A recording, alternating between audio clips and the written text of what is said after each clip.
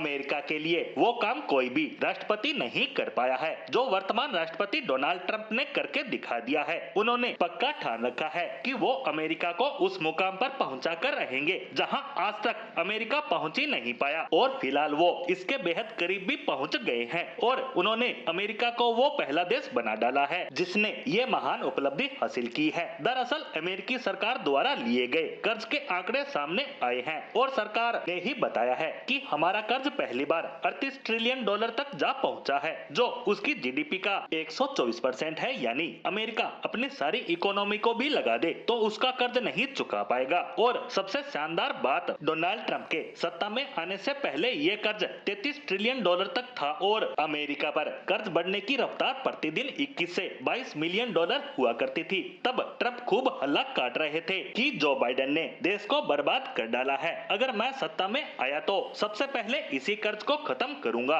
और सरकार दूसरों की मदद और बेवजह जो कर्मचारियों की भरमार कर रखी है उसमें भी छंटनी करूंगा। ऐसा डोनाल्ड ट्रंप ने शुरुआती दिनों में एलोन मस्क के साथ मिलकर किया भी, लेकिन आज वही ट्रंप है और वही अमेरिका जिस पर कर्ज लगातार बढ़ता ही जा रहा है, और वो भी 25 बिलियन डॉलर प्रतिदिन के हिसाब से। और ये तब हो रहा है जब लाखों कर्मचारियों को निकाला जा चुका है और विश्व के अनेक देशों को दी जाने वाली मदद को भी बंद कर दिया गया है। ऊपर से पूरी दुनिया पर टैरिफ भी लाद दिए गए हैं और तो और ट्रंप रोजाना ढिंढोरा पीट रहे हैं कि टैरिफ की वजह से अमेरिकी सरकार हर महीने कई सौ बिलियन की कमाई कर रही है। इन सब के बावजूद अमेरिका को बर्बादी की तरफ ले जाया जा रहा है और आने वाला समय अमेरिका के लिए कितना विनाशकारी है ये अंदाजा आप इस बात से लगा सकते हैं कि जुलाई से लेकर आज तक अमेरिका का कर्ज 1.7 ट्रिलियन डॉलर तक बढ़ गया है। इतना ही नहीं, सिर्फ पिछले एक महीने में यानी सितंबर में ये कर्ज 400 बिलियन डॉलर तक बढ़ा है और इसीलिए अमेरिकन लोगों की चिंता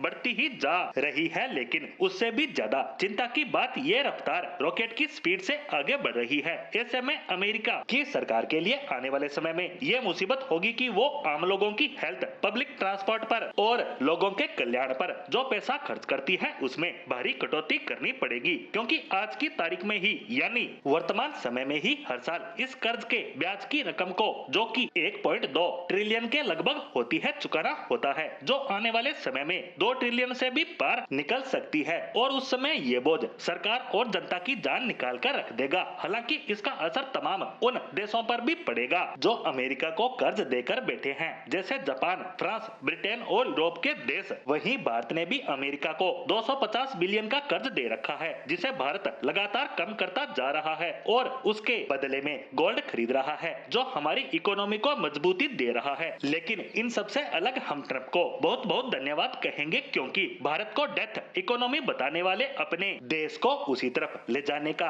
काम कर रहे हैं।